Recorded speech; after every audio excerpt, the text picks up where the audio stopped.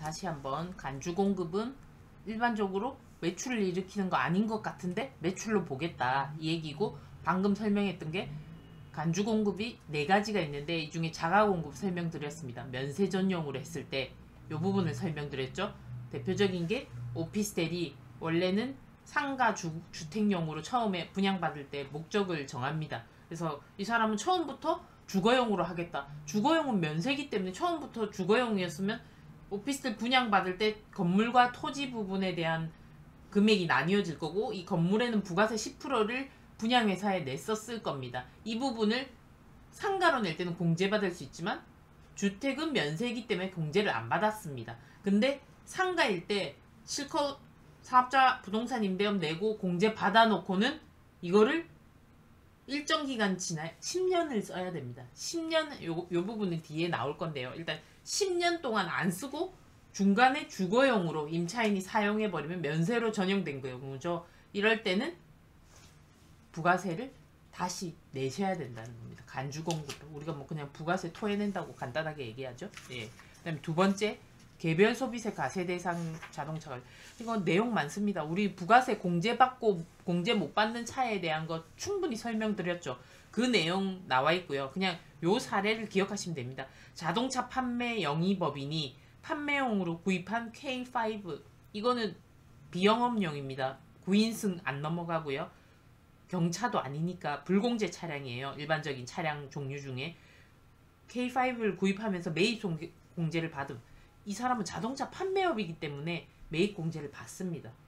우리가 9인승 뭐 경차 이런 거는 일반적인 사업자 얘기고요. 이런 자동차 판매업은 판매용, 이거는 재고 자산으로 봐야 돼요. 본인들은 판매를 하기 위해서 차를 구매한 거지 쓰려고 구매한 게 아니잖아요. 그러니까 샀을 때 재고 자산, 일반적인 상품 샀을 때처럼, 상품처럼 매입세액을 공제 받았습니다. 근데 이거를 그 중에 한 대를 법인 격리부에 사용하기 위해서 대체한 경우, 이 경우에는 판매하려고 상품으로 공제받아 놓고 자기들이 사용한다. 이거는 간주공급으로 보아서 부가세를 내야 된다. 토해내야 된다. 이 말이죠. 네, 요거는 특이한 케이스니까요. 그 다음에 판매 목적 타 사업장 반출. 이것도 말이 어렵습니다. 보시면 사업장이 둘 이상인 사업자가 자기 사업과 관련하여 생산 또는 사원 재화를 판매할 목적으로 자기의 다른 사업장에 반출하는 것은 재화의 공급으로 본다. 두 개의 사업장인데 다른 사업장에 판매할 목적으로 넘기는 거는 재화의 공급으로 본다. 근데 이거보다 이런 게 더 많이 나옵니다. 그렇더라도 다음의 경우에는 재화의 공급으로 보지 않는다. 자기 다른 사업장에서 원료자재 등으로 사용하기 위하여 반출하는 경우, 뭐 이건 또 그렇고요. 시험용으로, 기술개발 위해 시험 테스트용으로 사용하는 경우, 수선비 등의 대체 사용하기 위해 소비하는 경우, 뭐 불량품 교환 광고 선전 목적으로, 이런 경우에는 안 보겠다. 일단 여기는 그다지 크게 중요하지 않으니까 넘어가시고, 이제 개인적 공급 우리가 봤죠? 간주 공급의 대표적인 자가 공급, 두 번째 개인적 공급 하겠습니다. 요것도 내용은 뭐 어려울 것 같지만 우리 다 설명 예전에 드렸어요. 자기가 생산하거나 사온 재화를 사업과 직접 관계없이, 요 말이 중요하죠. 직접 관계없이 개인적인 목적이거나 그 밖에 다른 목적을 위하여 사용 소비하거나 사용인 또는 그 밖의 자가, 뭐 직원들 말하겠죠. 사용 소비하는 것으로 사업자가 그 대가를 받지 않고 무상으로 또는 시가보다 낮은 대가를 받은 경우, 이거는 10% 부가세 부과하겠다. 보셨죠? 직장 체육대회에서 종업원에게 제공하기 위하여 회사 마크가 새겨진 체육복 음식을 구매한 경우에는 구매했을 때 매입세 공제 받으셨을 거 아니에요. 이럴 때 종업원에게 제공 시 과세하지 않는다. 그러니까 일반적으로는 과세를 하는데 이거는 예외적으로 과세를 안 하겠다. 직장 야유회에 도시락 등을 구입해서 공제를 받아놓고 제공 시 이건 과세하지 않는다. 이런 건 다 특히 실비 변상적 목적이잖아요. 이거 제가 말씀드렸죠. 사업과 관련해서 유니폼을 구매해서 매입세 공제 받았을 거 아니에요. 카드로 결제하시든 뭐 세형계산서 받으시든. 이거는 종업원에게 제공할 때 과세되지 않는다. 일반적으로 종업원에게 생일 선물 주고 이런 거 근로소득 과세해야 된다고 했죠. 그러나 제가 뭐라고 했어요. 이런 유니폼, 회사에 유니폼으로 제공하는 경우는 과세하지 않는다.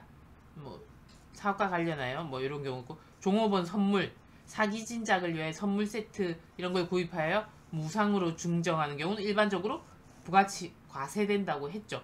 이 말은 매출로 보고 10% 부과하겠다 이 얘기인 거죠. 근데 사업자가 자기 사용인에게 생일 선물로 준 경우에도 과세가 됩니다. 그러나 여기 보시면 근로자의 날 요럴 때도 무상으로 중요한 경우 과세됩니다. 이게 다 판례 뭐 이런 데 다 나와 있는 경우입니다. 그래서 요런 거는 꼭 기억을 하시고요. 근데 요 경우 보시면 부가가치세를 선물 세트 추석 설날 근로자의 날 매년 돌아오는 날이죠. 이걸 선물 세트 구입해서 하면 무상으로 줬을 때는 부가세 과세한다고 했어요. 그러나 이거를 그러면 내가 부가세 신고할 때 매출로 올려야 되는 너무 귀찮잖아요. 처음부터 매입했을 때부터 공제를 받지 마세요. 카드든 세금 계산서든 공제를 받지 마세요. 그러면 여기에 부가세 매출로 과세가 안 됩니다.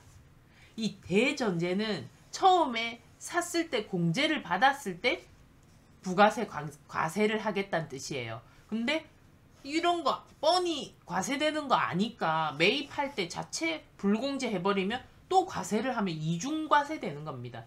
그러니까 이거는 이게 더 편하겠죠. 굳이 매출로 올리고 하시지 말고 처음부터 이런 거 샀을 때는 불공제 하시고 부가세 매출로 10% 얹을 필요가 없다는 거죠. 근데 굳이 공제를 했다 이러면 부가세가 과세된다 이 얘기입니다. 생일 선물로 구입했을 때도 과세가 된다. 이런 거 꼭 기억하시고요. 뭐 예를 들어서 직원들 사기 진작을 위하여 체육대회 개최하면서 추첨으로 이런 걸 줬다. 이런 거는 매입세 공제 받은 경우 대전제가 재화의 공급으로 보아 10% 부가세 부가세 과세가 됩니다. 매출이라는 얘기죠.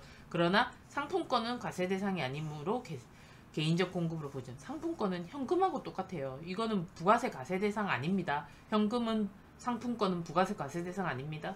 그래서 이 부분은 매입세 공제를 받았으니까 이 부분은 당연히 매출로 보겠다. 이 얘기인 거죠. 그래서 기억하셔야 될 거는 개인적 공급 이런 단어를 제가 기억하라는 거 아닙니다. 사업과 직접적인 관계없이 직원들한테 나눠줬을 경우에도 이런 날에 매년 돌아오는 이런 날에 주는 거는 10% 부가세 매출 내 부가세 신고할 때 매출을 10%에 넣어야 되나 처음부터 매입세 공제를 안 받았으면 매출로 과세할 필요가 없다 이 얘기고 이런 것들은 공제받았다는 전제하에 과세가 된다 이렇게 얘기를 한 겁니다.